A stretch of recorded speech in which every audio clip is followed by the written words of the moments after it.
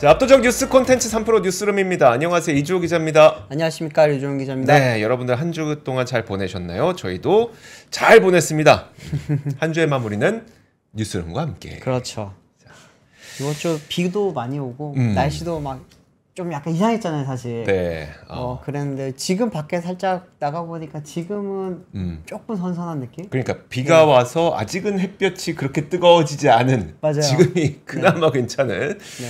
자, 그런 날씨입니다. 자, 좋습니다. 그러면 저희도 오늘 여러분들을 위해서 상당히 많은 뉴스를 좀 준비를 했어요. 그럼 지금부터 함께 하시죠. 첫 번째 소식부터 한번 볼까요? 네, 헤드라인 띄워주십시오. 네. 오늘 이제 SK그룹이 어제에 이어서 이제 오늘도 이사회를 통해서 또 새로운 이제 회사들의 합병을 이야기를 오늘 좀 결의를 했습니다. 이제 오늘 이야기는 이제 주로 SK 에코플랜트 관련 이야기였는데 그거 일단은 그거부터 먼저 전해드리겠습니다. 네. 에코플랜트가 이제 오늘 이사회를 열고 반도체 모듈 기업인 에센코어 그리고 이제 산업용 가스 전문 기업인 SK 머티리얼즈 에어플러스 등 두 개 기업의 자회사 편입을 추진을 했습니다. 이렇게 되면서 이제 포트폴리오 확장이라든지 뭐 우량 자산 내재화를 통해서 최근에 좀 에코플랜트가 힘들었는데 그런 부분에 대해서 힘을 좀 실어줄 수 있게 되겠다라고 지금 회사 쪽에서는 이야기를 했습니다. SK가 원래는 사실은 이제 에센코어라고 하는 회사를 가지고 있었습니다. 에센코어가 어떤 거냐면은 홍콩에 있는 반도체 모듈 기업입니다. 네. 이 회사가 이제 주로 만드는 게 이제 D램 메모리 모듈 그리고 이제 SSD, SD 카드, USB 메모리 제품을 지금 전 세계적으로 제조를 해서 판매를 하고 있는 회사입니다. 화면 있으니까 한번 보여주시면 좋겠네요. 네. 네. 네, 그렇습니다. 요거 보면서 좀 말씀드릴게요. 주요 사업장을 보시면 홍콩, 대만, 싱가포르, 중국이고 사실 글로벌 대상으로 지금 사업을 하고 있는 회사입니다. SK 머티리얼즈 에어플러스 같은 경우에는 반도체 산업에서 주로 많이 활용을 하고 있는 질소, 산소, 또 아르곤 가스 같은 산업용 가스를 제조해서 공급하는 회사입니다. 근데 주로 이제 산업용 가스와 액화탄산을 장기 공급하는 비즈니스 모델로 이제 안정적인 이익 구조를 좀 가지고 있다고 보시면 됩니다. 이 회사들의 특징은 보면은 이익이 굉장히 높은 회사, 수익성이 좋은 회사인데 에코플랜트 같은 경우에는 이제 많이들 기억하시기로는 예전에 SK 건설. 네. 그렇기 때문에 이제 건설을 떼버리고 지금은 이제 에코플랜트라고 하는 이름을 달았는데 최근에 좀 많이 힘들었습니다. 이 회사 같은 경우에도 뭐 PF 문제도 당연히 있었고요. 또 이제 최근에 건설 경기라든지 여러 가지 상황 때문에 조금은 안 좋은 지금 상황이 있었는데 어쨌든 이 부분도 SK 그룹 쪽에서는 계속 끌고 나가야 되는 회사이기 때문에 조금 더 사업성을 영위하기 위해서는 이번에 리밸런싱을 통해서 이제 좀 계열사 개편을 한 상황입니다. 근데 이렇게 되면은 이제 SK 이노베이션과 ENS 합병권이 있었고요. 또 이제 오늘 SK 에코플랜트 밑으로 에센코어와 머티리얼즈 에어플러스라고 하는 두 회사가 붙으면서 네. 어느 정도 이제 리밸런싱의 윤곽이 드러나게 됐다고 보시면 됩니다. 이걸 통해서 이제 SK 그룹이죠. SK 같은 경우에는 이제 이노베이션 지분율이 기존의 36.2%에서 55.9%로 그리고 이제 에코플랜트 지분율이 기존의 41.8%에서 62.1%로 각각 지금 높아지게 됐습니다. 이렇게 되면서 이제 어쨌든 주식회사가, 지주사가 이제 과반 이상의 지분율을 갖게 되면서 중간 지주사 역할을 했던 이제 SK 이노베이션에 대한 이제 지배력이 조금 높아지게 됐고요. 또 하나는 에코플랜트를 통해서 이제 기존에 많이 했던 게 보면 이제 반도체 공장을 건설하는 그런 일뿐만이 아니라 사실은 이제 어떤 거죠? 그 친환경 사업까지 네. 이번에 이제 에너지 쪽으로 이렇게 해서 사업 영역을 좀 더 넓혀 나가겠다라고 하는 이야기를 했습니다. 그러면서 이제 뭐 자회사 간의 시너지를 창출을 하고요. 이렇게 보면은 약간 비슷한 계열끼리 지금 모으고 있다고 보시면 되죠. 네. 이노베이션이랑 ENS를 합치면서 에너지 쪽을 좀 강화할 수 있게 된 거고요. 에코플랜트 같은 경우에는 기존에 이제 말 그대로 플랜트와 건설 쪽에서 좀 중심으로 일을 했다면은 이제는 반도체 인프라를 까는 데 있어서 이제 조금 더 중심적인 역할을 하는 그런 지주사는 아니지만 그런 중심이 되는 회사로 이번에 계열사를 합치게 됐습니다. 이렇게 되면은 자회사 간의 시너지가 말 그대로 창출이 좀 많이 될 거고요. 또 하나는 성장 분야를 육성을 할 수 있는 그런 이제 역할을 많이 강화를 할 수 있게 됐다고 합니다. 이렇게 되면서 사실 이제 SK 그룹이 최근에 뭐 위기설이 조금 많았잖아요. 네. 뭐 자본이 좀 안 돈다. 혹은 이제 SK온이라든지 에코플랜트라든지 몇몇 기업들이 지금 많이 위험해졌다라고 하는 이야기를 하면서 사실 그 회사들이 위험해졌다기보다는 경영이 좀 안 좋았던 건 사실입니다. 근데 그게 이제 SK그룹 전체의 위기로 좀 많이 이야기가 되다 보니까 그 SK그룹 쪽에서는 좀 조기에 진화를 하기 위해서 그러면 우리가 지금이야말로 리밸런싱을 할 때다라고 이야기를 했죠. 그러면서 이번에 이제 계열사 간 재편을 했습니다. 근데 지금 어제부터 해서 오늘까지 계속 사실은 뭐 에코플랜트 이야기보다는 ENS 이야기가 좀 많이 나오고 많이 있죠. 들리고 있죠. 네. 그러니까 지금 어제 다녀오셨던 그 기자간담회, 네네. 기자간담회에서도 아마 기자분들이 그 질문을 굉장히 많이 했다고 해요. SK ENS의 그 90% 지분은 주 SK가 들고 있지만 네네. 나머지 10%를 KKR이라고 하는 사모펀드가 들고 있는데 그 사모펀드가 들고 있는 주식의 그 주당 가치를 산정을 해보면 이게 예전에 29만 원에 샀다는 거잖아요. 그렇죠. 근데 지금 SK ENS와 SK 이노베이션의 합병에서의 이 그들의 가치가 그 주당 가치가 13만 원으로 책정되니 네. 난 29만 원에 샀는데 왜 이거 13만 원에 산 걸로 합병을 처리하냐? 그러면 네. 거의 절반을 갑자기 손해 보는 거니까. 그런 느낌이 들 수 있죠. 첫 번째로 KKR을 설득하는 게 힘들 거다. 그러니까 첫 번째의 의문이었었고. 맞습니다. 두 번째가 그럼 KKR이 당연히 29만 원에 산 걸 13만 원에 팔라고 하면 안 될 테니까. 네. 그럼 주식회사 SK 쪽에서 ENS에게 돈으로 주든지 29만 원을 아니면 29만 원에 준하는 무슨 사업을 주든지 네. 라고 하는 것에 대해서 SK 쪽에서는 좀 설명을 해줘라 라고 네. 하는 질문이 계속 있는 거잖아요. 그렇죠. 네. 지금 이 부분에 대해서는 사실 SK 쪽에서도 아직까지 협상 과정에 있기 때문에 명확하게 지금 말을 못 해주고 있는데 이제 어제 박상규 대표라든지 추 대표 같은 경우에 좀 강조를 했던 부분은 네. 이게 불확실성이 크게 많지는 않은 상황이다. 크게 지금 우리가 계획안을 내놓은 거에서 달라질 건 없다라고 이야기를 조금 많이 했습니다. 그러면서 지적이 사실 많이 들어왔던 게 보면은 그러면은 지금 약간 한 3조 1,900억 원인가요? 지금 네. 이제 상환을 해야 되는 그게 있는데 그 부분에 대해서는 어떻게 처리를 할 거냐라고 하면서 이제 몇몇 언론에서는 지금 SK ENS가 현재 보유하고 있는 현금성 자산이 한 2조 원 정도 안 되기 때문에 네. 만약에 이제 KKR 쪽에서 즉시 상환을 요구할 경우에는 돈이 없으니까 그러면 주요 사업을 판매를 하고 여기에 대해서 갚아야 될 텐데 그렇게 지금 할 가능성이 크지 않냐라고 하는 지적이 굉장히 많았었거든요. 근데 그 부분에 대해서는 ENS 쪽에서는 명확하게 이야기를 했던 게 지금 그들이 말하고 있는 사업군이 사실은 도시가스 사업입니다. 그렇죠. 그 7개 회사의 도시가스 사업인데 이들이 캐시카우예요. 제일 큰 캐시카우죠. 네, ENS가 사실 캐시 플로우가 굉장히 좋은 회사인데 그 캐시 플로우를 좋게 잘 돌아가게 만들어주는 회사가 그 7개 회사인데 그 회사를 빼고 합병을 하는 게 무슨 의미가 있겠느냐라고 이야기를 하면서 절대 그럴 일 없다고 좀 말을 많이 했었고요. 그러면서 이제 그러면은 상환을 하라고 하는 요구사항이 지금 들어올 가능성이 크지 않냐라고 했을 때는 그 부분에 대해서는 크게 가능성이 없을 걸로 지금 예상을 한다. 네. 어떤 이유로? 에 대해서는 사실 말을 해줄 수 없다라고 했습니다. 네. 있죠. 그 부분에 대해서는 사실 근데 그 경영진들이 그렇게까지 강력하게 이야기한다고 봤을 때는 이게 좀 어느 정도 지금 사업이라기보다는 서로 간에 합의점이 좀 어느 정도 잡혀 있다고 저는 이제 판단이 됐습니다. 사실은. 네. 그리고 또 하나는 이제 어떤 거죠? 그러면 한번 그걸 얘기를 해볼까요? 그 이제 합병 비율은 정해졌습니다.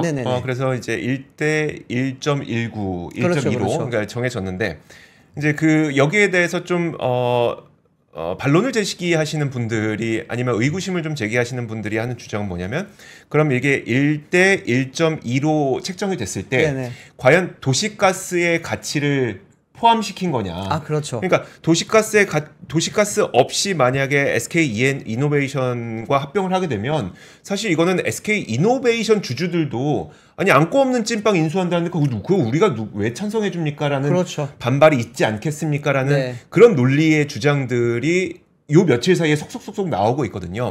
그래서 제가 그 부분을 좀 확인해 본 게 뭐냐면 그럼 실제로 이 합병 비율을 정했을 때 과연 도시가스 7개 회사가 포함됐느냐 포함되지 않았느냐를 제가 좀 확인을 해봤거든요. 근데 보니까 이 합병 비율을 계산할 때는 도시가스가 아예 포함되지 않았더라고요. 맞습니다. 그래서 이게 그 많은 분들이 이야기를 했던 게 어제부터 계속 나왔던 게 뭐냐면은 주식 그 자산 가치로 기준을 선택을 했다면은 이제 SK 이노베이션에 훨씬 유리하게 되기 때문에 그러면은 SK 소액 주주들이 많은 이익을 볼 수 있지 않냐? 왜 그렇게 하지 않고 거기는 시가로 하고 이제 여기는 ENS 는? ENS 네. 같은 경우에는 이제 그 가중치를 둬가지고 서로 이렇게 그 가치를 산정을 해서 여기는 11만 원, ENS는 13만 원 이렇게 함으로써 이제 SK 이노베이션 소액주주들이 손해를 본 게 아니냐라고 하는 지금 뭐 그런 사실 지적이 많이 나오고 있거든요. 그러니까요. 근데 그리고 또 하나 지적이 나왔던 거는 이제 그러면은 이게 만약에 이거를 RSCP를 만약에 상환했을 경우에는 7개 회사 없이 SK ENS의 가치가 산정이 되면 이거는 과다하게 지금 가치가 산정이 된 거 아니냐라고 이야기를 했었는데 저희가 이제 그것 때문에 오늘 공시를 다시 한번 좀 많이 뒤져봤습니다. 네. 보니까 그 가치 산정을 할 때는 이미 그 7개 회사의 가치가 포함되지 않았다고 포함되지 나왔으니까. 않았죠. 네. 네. 그렇기 때문에 이제 그 부분도 역시 지금 전혀 문제가 될 게 없다고 좀 판단이 되고 있었습니다. 네, 한번 그럼 제가 직접 보여드릴게요.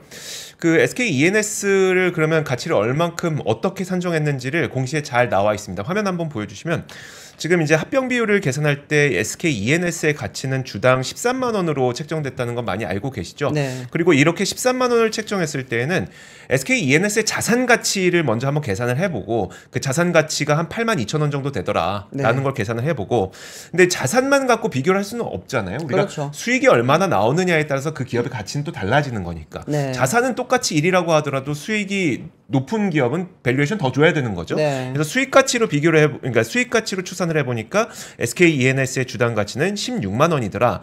근데 자산 가치만 놓고 비교할 수도 없고 그렇죠. 수익 가치만 놓고 비교할 수도 없으니 이 자산 가치랑 수익 가치를 적절히 섞어서 공정 가치를 좀 계산을 해보니까 13만 원이 나오더라라고 하는 건데 그럼 이 자산 가치를 계산할 때 그리고 수익 가치를 계산할 때 과연 도시가스가 들어가 있었는지 안 들어가 있었는지를 우리는 보면 되지 않습니까? 그렇죠. 한번 하나씩 볼게요. 일단 이거는 자산 가치를 계산하는 과정입니다.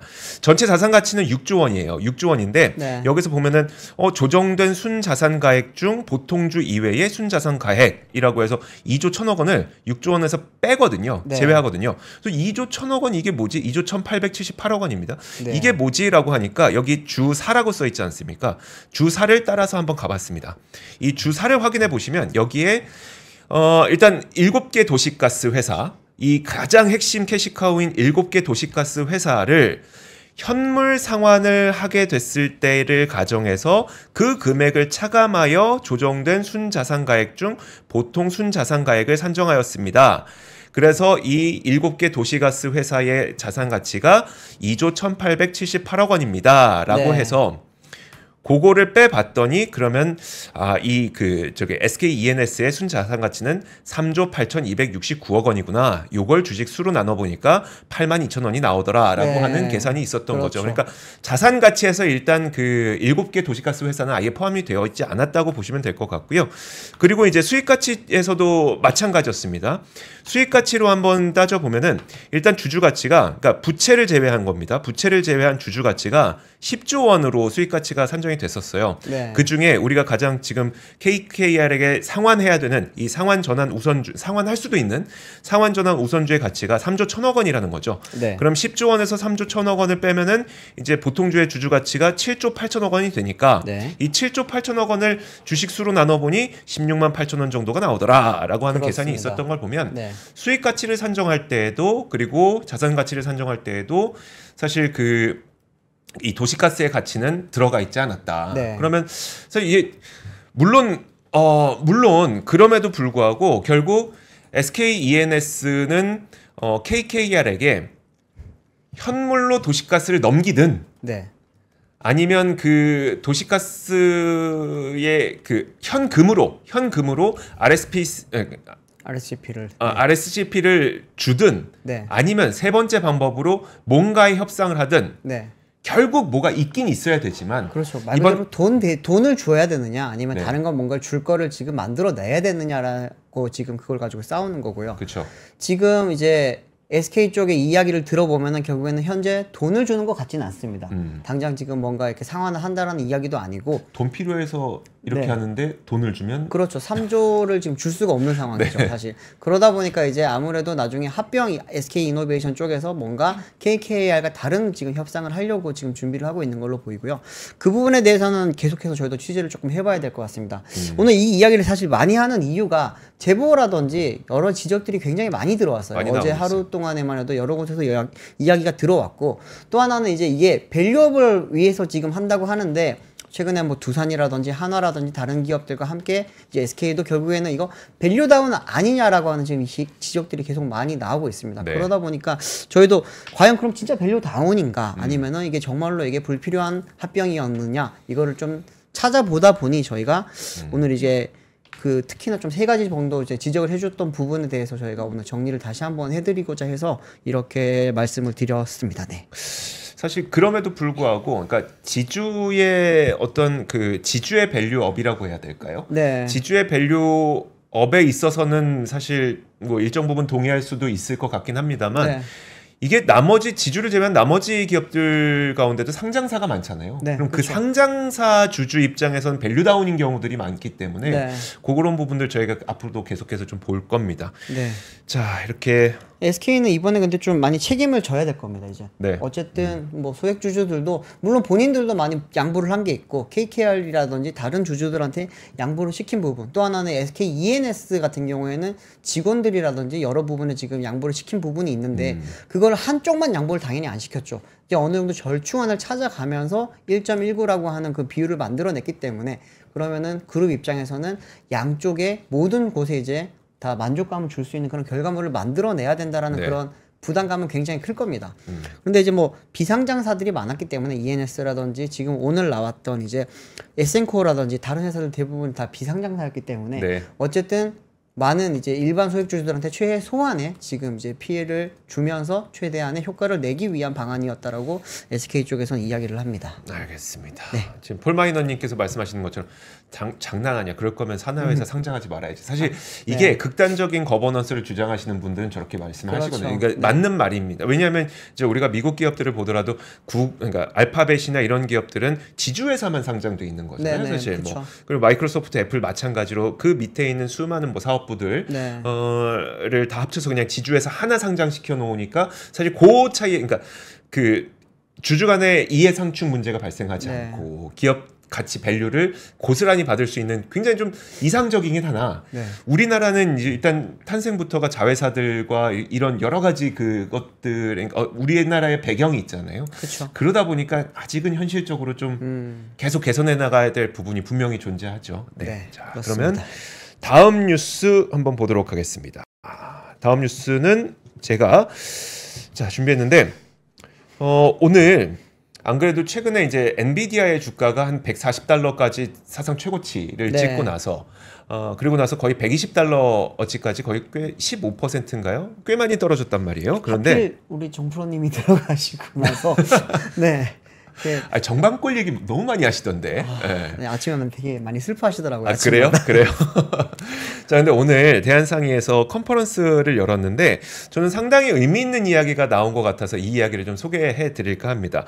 오늘 대한상의 컨퍼런스에서 최태원 회장이 인공지능 수익 모델이 없으면 엔비디아도 무너질 수 있다라는 이야기를 했습니다. 네. 물론 그 이야기 전에 앞으로 2, 3년간 엔비디아의 아성을 따라잡을 만한 기업은 없다라는 네. 이야기가 먼저 나오긴 했어요. 그렇죠. 일단 어떤 이야기가 나왔는지 보면 최근 승승장구하고 있는 엔비디아에게 최소한 2, 3년간은 적수가 없을 것이라고 최태원 회장이 예상을 했습니다. 네. 근데 문제는 뭐냐면 만약에 인공지능 수익 모델을 발굴하지 못한다면 그 아성도 무너질 수 있다라는 게 이야기를, 그러니까 시나리오를 제시한 건데 저는 요게 오늘 제가 전해드리고 싶은 좀 핵심 메시지라고 생각하시면 될 것 같습니다. 일단 엔비디아에 관해서 아주 적나라, 그러니까 아주 뭐라고 할까요? 가장 정확하게 얘기할 수 있는 주체라고 네. 하면 저는 엔비디아의 독주가 결국은 SK 하이닉스의 독주로 직결되는 거기 때문에 그쵸. SK 하이닉스가 엔비디아의 독주에 대해서 가장 민감하게 관찰하고 있을 거라고 생각하거든요. 네. 그런 측면에서 최태원 회장의 이 시나리오가 전 상당히 의미가 있다고 생각이 드는데 일단 2, 3년 뒤에 엔비디아가 무너질 가능성이 있다고 제시했던 그 시나리오의 근거를 들면 최 회장은 인공지능으로 돈을 벌어내는 모델이 뭔지 아직 정확하게 나오지 않았다. LLM을 어떻게 트레이닝 시켜서 내 것을 남의 것보다 좋게 만드느냐 경쟁하는 게 지금 상황이고 이걸 갖고 나중에 돈은 자연스럽게 벌게 되겠지 하는 가정이 깔려 있는 게 지금 상황이다. 라고 얘기를 했습니다. 네. 그러면서 만약에 인공지능 수익 모델이 잘 만들어지면 엔비디아의 시대가 더 오래 갈 수도 있겠지만 그렇지 못하다면 엔비디아는 아성이 무너질 가능성이 있다라는 얘기를 한 겁니다. 네. 이게 무슨 말이냐면 엔비디아 칩이 굉장히 비싸잖아요. 그렇죠. 그런데 지금은 누가 최고의 기술력을 갖고 있는 것이냐를 경쟁하는 시기라는 얘기죠. 초반에 우리가 그 자동 전기차 경쟁했을 때 것처럼, 그러니까 네. 배터리 경쟁했을 때처럼 어떤 배터리가 가장 성능이 좋으냐, 어떤 배터리의 성능이 가장 좋으냐를 경쟁하는 시기가 지금이라면, 네. 왜냐하면 지금은 이 LLM의 어떤 그 LLM의 생태계 자체를 잡아야지 나중에 가장 많은 돈을 벌 수 있는 구조이기 때문에 그렇죠. 누가 1등을 잡느냐가 지금의 최우선 과제라는 거고요. 근데 만약에 이게 AI 수익 모델로 돈을 벌지 못한다면 이것도 언젠가는 사그라들 수가 있다는 거죠. 그렇게 될 때는 어떤 변화가 생기냐면 그러면 인공지능으로 우리가 아주 뚜렷한 수익 모델을 찾지 못하는 이상 적절한 성능을 낼 수 있는 반도체를 우리가 사서 사용하면서 네. 적절한 수익을 낼 수 있는 인공지능 서비스를 내자라는 수요로 바뀔 수 있다는 거죠. 그렇죠. 그렇게 될 때에는 최고 성능을 기록하고 있는 엔비디아의 GPU가 아니라 네. 오히려 조금은 저전력을 사용하고 조금은 낮은 그 성능을 내지만 그래도 우리의 수익 모델과 부합하는 반도체의 수요가 늘어날 수 있다는 얘기입니다. 그렇게 되면 결국은 엔비디아의 그 아성 자체가 좀 무너질 수가 있게 된다는 시나리오를 얘기를 한 거고요. 네. 그러면 엔비디아의 아성을 무너뜨릴 수 있는 가능성이 있는 기업들은 어디냐? 최태원 회장은 마이크로소프트, 구글, 아마존 이렇게 각자 A식 반도체, 그러니까 우리가 A식 반도체를 우리말로 뭐라고 하죠? A식 반도체요? 그러니까 A식 반도체 여러분들은 아시죠? 네. 우리 구독자라면 다 아실 겁니다. 네. A식 반도체를 만들고 있고 그리고 클라우드 서비스를 직접 제공하고 있는 그런 기업들은 엔비디아 칩을 쓰는 것보다 지금 안 그래도 너무 비용이 많이 들기 때문에 자신의 칩을 쓰려고 하는 욕구가 많다는 거죠. 그렇기 때문에 이들이 이 무너뜨릴 아성이 있는 기업이라고 얘기를 했고요. 또 엔비디아의 경쟁자인 AMD나 ARM도 GPU 만든다고 하죠. 그리고 저전력 반도체 만든다고 하죠. 이런 것들이 아성을 무너뜨릴 수 있는 기업이 될 수 있다라고 얘기를 했습니다. 그래서 시스템 디자인을 잘했던 이들이 만들 수 있다면 그 시대가 됐을 때에는 성능이 좋은 게 아니라 오히려 싸게 만드는 게 더 중요해지는 시대가 올 수도 있다. 근데 싸게 만드는 게 중요해지는 시대가 오면은 오히려 엔비디아의 아성은 무너질 수 있다라는 이야기를 좀 했습니다. FI님이 말씀 주셨네요. 네. 주문형 반도체. 주문형 반도체. 그렇죠. 주문형 반도체. 자, 그리고 오늘 또 이 회의에서, 이 컨퍼런스에서 저는 네이버 최수연 대표의 이야기도 상당히 좀 의미 있게 봤는데 뭐냐면 다시 한번 소버린 AI의 중요성을 강조를 했어요. 사실 이 소버린 AI라고 하는 거는 뭐 많이 들어보셨을지 모르겠지만 저도 이제 얼마 전에 인덱스 시간에 네이버에 대해서 이야기를 하면서 소버린 AI가 요즘 전 세계적인 트렌드다라는 말씀을 드렸는데 아주 쉽게 생각하면 소버린 AI라고 하는 거는 우리나라가 만약에 인공지능 LLM이 없을 때 네. 근데 오픈 AI의 LLM을 이용해야만 한다면 그럼 만약에 국가기관이라든지 뭐라고 할까요? 그냥 군이라든지 네. 아니면 또 국정원 뭐 이렇게 국정원. 해볼까요? 뭐 국정원 이라든지 이런 곳에서 인공지능을 해야 될 때 그러면 그 극비의 자료들을 오픈 AI에게 갖다 주고 학습시켜야 된다는 거죠. 보안 다 털리겠네요, 진짜. 그게 문제가 되는 거죠. 그러다 그쵸. 보니까 결국은 요즘에 정말 많은 국가들이 소버린 AI라고 해서 그 국가의 인공지능 LLM을 구축하고 싶어 하거든요. 네. 그런데 문제는 그렇게 너도 나도 LLM을 만들 수 있냐? 그게 안 되죠. 쉽지 않죠. 그건. 그러다 보니까 지금 네이버에서 지금 추진하고 있는 바는 계획하고 있는 바는 그러면 우리가 LLM을 제공하는 것이 아니라 네. LLM 모델을 우리가 제공을 해줄게요. 그러면 여러분들이 갖고 있는 정보가 있으실 거잖아요. 그 모델에 당신들의 정보를 넣어서 그걸 사용하세요라는 것을 하나의 전략으로 지금 가져가고 있는 게 네이버의 현재 소버린 AI거든요. 네. 오늘 그 얘기를 했다고 보시면 될 것 같습니다. 그래서 최 대표가 필요한 국가와 기관에 네이버가 기술력을 제공하고 이게 그겁니다. LLM 모델 제공하고 네. 그 다음에 AI 시대에 다양을 더하는 역할을 네이버가 할 수 있을 거다라고 이야기를 했습니다. 실제로 그 지난 3월에 네이버는 사우디 아람코의 자회사인 아람코 디지털과 사우디를 포함한 중동 및 북아프리카 지역의 디지털 혁신을 위한 파트너십을 체결했는데 이게 딱 그거거든요. 우리가 아랍어 초거대 모델을 우리가 줄게. 당신들의 데이터를 넣어서 사용하세요라고 하는 거거든요. 네. 자, 그리고 국가별로 보더라도 요즘은 그 소버린 AI를 프랑스, 핀란드, 영국, 네덜란드, 일본, 대만, 싱가포르, 인도 다 각자의 소버린 AI를 만들기 위해서 돈을 투입하거나 여러 가지 일들을 하고 있거든요. 그리고 일본의 경우에도 사실 일본이 왜 굳이 라인에 그렇죠. 대해서 이렇게 배째기를 하고 있느냐. 결국 인공지능을 누구 걸 쓸 거냐의 결정에 있어서 네. 그 판단이 들어갔다는 설들이 좀 업계에서 나오고 있거든요. 그렇죠. 라인을 통해서 사실은 많은 데이터를 많이 확보를 하고 있기 때문에 네. 특히나 이제 라인이 그 나라의 국민 메신저였잖아요. 그렇죠. 네. 그러다 보니까 이제 관련 데이터가 많은데 그거를 갖고 싶겠죠. 네. 네. 그래서 지금 소버린 AI가 굉장히 전 세계적으로 트렌드가 잡혀가고 있다. 그래서 네. 최수연 대표도 그 얘기를 했다는 것까지 전해드리겠습니다. 네. 다음 소식은 이제 한지원 기자가 스마트폰 시장 요즘 약간 뭐 흔들리는 것 같기도 하고 네. 새로운 제품도 많이 나오는데 좀 정리를 해왔다고 합니다. 자, 한지원 기자 오늘 뭡니까?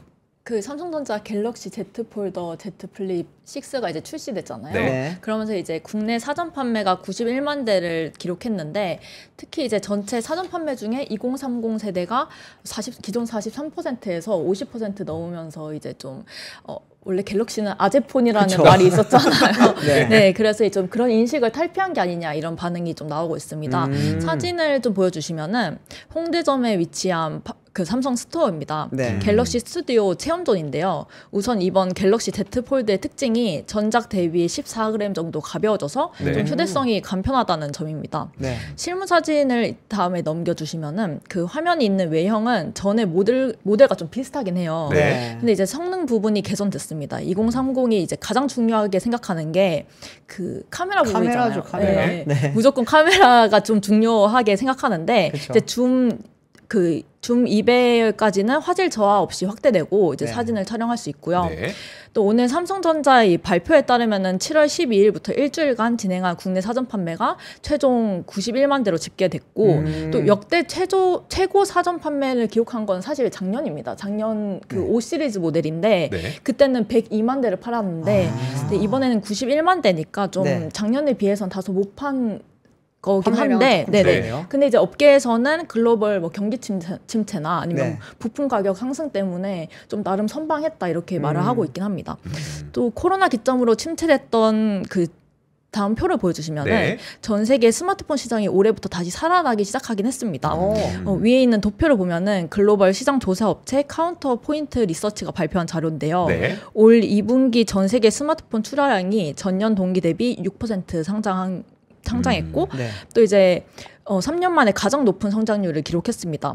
이제 전 세계 대부분 지역이 지난해보다는 이제 스마트폰이 좀 더 잘 팔렸다 네. 이렇게 보긴 했는데요. 아래 표를 보면은 또 다른 시장 조사 업체 카날리스입니다. 네. 그 마찬가지로 전 세계 스마트폰 시장이 3분기 연속 성장을 기록했다고 분석했고 네. 또 2분기 출하량은 이제 전년 대비 한 12% 증가했습니다. 근데 이제 다음 표를 보면은 네.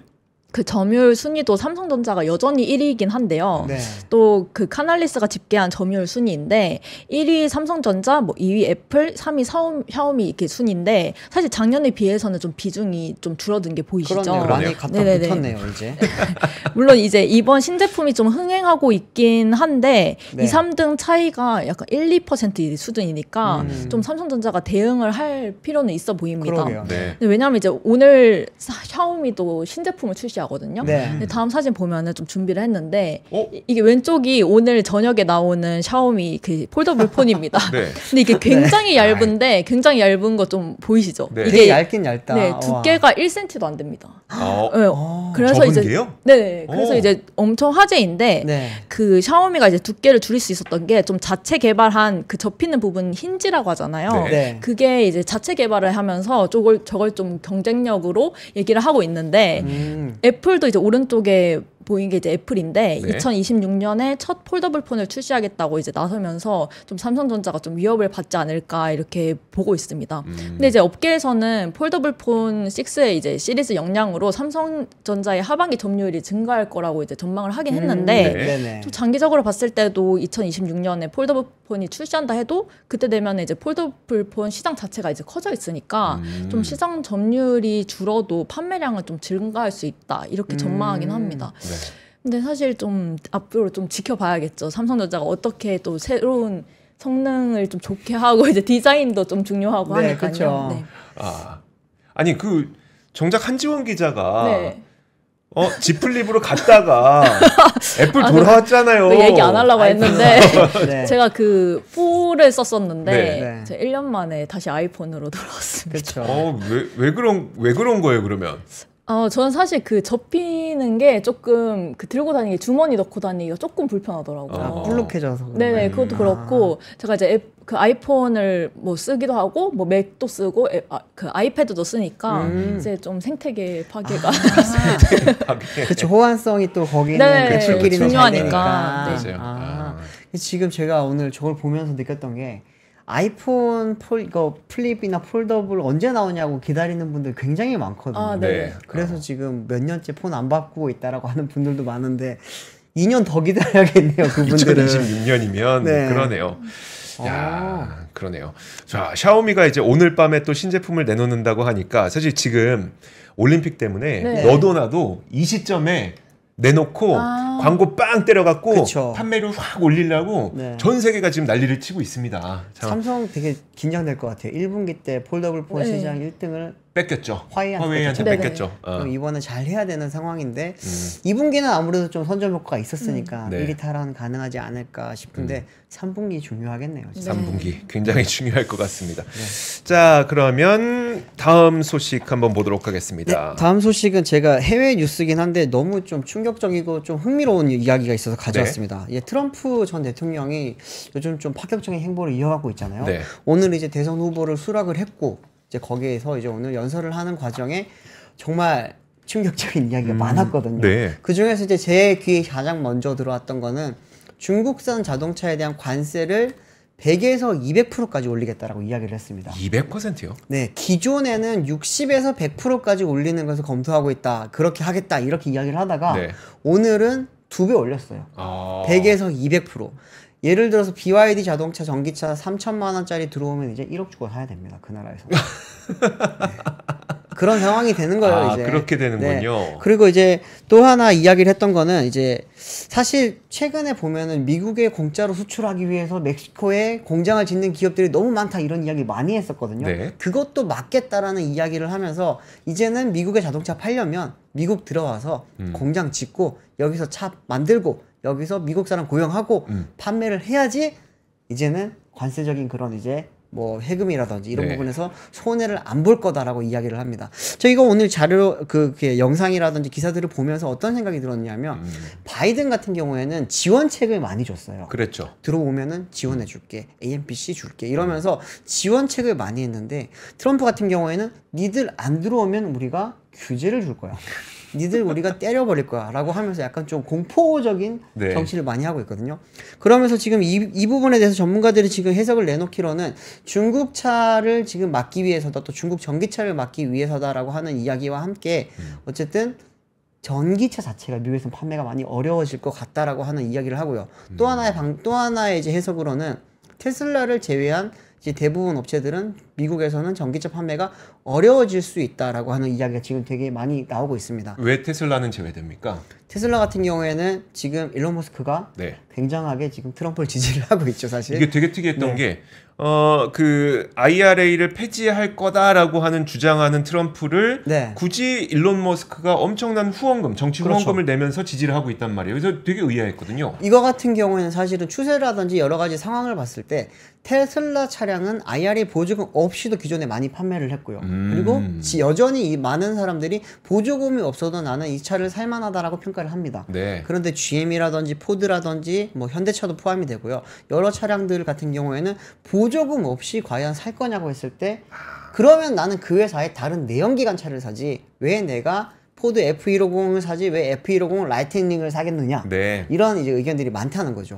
그러다 보니까 이제 해석이 나오는 게 보조금이 만약에 사라지게 되면은 결국에는 전기차 시장은 다시 테슬라의 집중도가 많이 높아지지 않겠냐라고 하는 이야기가 나오는데 이 부분에 대해서 이제 국내에서 또 다른 많이 해석이 나오는 게 지금 이게 만약에 중국차를 막기 위해서 훨씬 중국 전기차를 막기 위한 규제가 강해지면 강해질수록 국내 배터리 업체들 네. 그리고 이제 국내 배터리 소재 업체들 또 미국에 지금 공장을 크게 짓고 있는 현대기아 같은 경우에는 기회가 생길 수 있다라고 하는 이야기도 많이 나오고 있습니다. 네. 실제로 오늘 제가 주가를 한번 봤어요. 주가 한번 띄워주시면은 테슬라가 지금 이제 본격적인 그 트럼프의 대선 행보 이야기가 나오면서 한 달 동안 한 37% 정도 주가가 올랐습니다. 네. 근데 여전히 작년이랑 비교하면은 이제 별로 그 오늘도 한 3.13% 올랐고요. 제가 작년이랑 비교하니까 10% 넘게 빠졌더라고요. 네. 그리고 이제 오늘 또 하나 제가 봤던 거는 LG 에너지 솔루션. LG 에너지 솔루션의 주가가 오늘 하루에 3.13% 올랐습니다. 네. 근데 잘 생각해 보시면 LG 에너지 솔루션 같은 경우에는 지금 테슬라의 주력 배터리 공급 업체죠. 네. 그러면서 이제 LG 에너지 솔루션 또 밑에 딸려 있는 여러 지금 기업들이 있습니다. 소재 부품 업체들이 있는데 이들 같은 경우에도 보면은 뭐 오늘 에코프로 BM도 한 6.48 올랐고요. 뭐 포스코 퓨처엠도 4% 넘게 올랐고요. 네. 여러 기업들이 지금 오늘 많이 올랐는데 에코프로 BM은 사실 지금 LG 엔솔에 공급을 하고 있지는 않습니다만 퓨처엠은 공급을 하고 있고요. 이 말은 뭐냐 하면 이제 결국에는 K 배터리 업체들이 테슬라뿐만 아니라 미국에 들어가는 전기차에 대부분 들어가다 보니까 지금 중국산 전기차, 중국산 배터리까지 다 막히게 되면 결국에는 배터리는 K배터리 써야 되거든요. 네. 그러다 보니 이제 3사가 잘 나갈 수 있고 그러면 그 밑에 딸려있는 다른 소재 부품 업체들도 클 수 있다라고 하는 게 오늘 주식시장에서 조금 기대감이 많이 포함이 됐던 것 같습니다. 알겠습니다. 자, 우리가 트럼프 트레이드가 여러 곳에서 일어나고 있잖아요. 네. 뭐 채권에서도 일어나고 뭐 가상화폐에서도 일어나고 자동차에서도 그렇죠. 주식시장에서도 일어나고 하는데 그 트럼프 트레이드마다 산업마다 좀 영향들이 다 다르더라고요. 맞습니다. 그런 부분들을 우리가 그 류종 기자가 자동차와 배터리에 대해서는 좀 설명을 해줬네요. 자, 이렇게 벌써 시간이 다 됐습니다. 여러분 이제 주말이네요. 네. 아까 왜 한지원 기자만 뽀샵 해주냐고. 네, 원래 엄청 하얘요. 피디님 우리도 좀 해주세요. 야, 자. 한 화면 안에서도 엄청 차이가 많이 나요, 진짜. 자, 그러면 저희 3프로 뉴스룸은 여기서 인사를 드리도록 하겠습니다. 다음 주 월요일에 오도록 하죠. 고맙습니다. 감사합니다. 박근영, 이선영, 사경인, 염승환 투자 마스터들의 세심한 케어로 건강한 투자 습관을 만드세요. 3프로 멤버십 3프로 앱에서 확인하세요.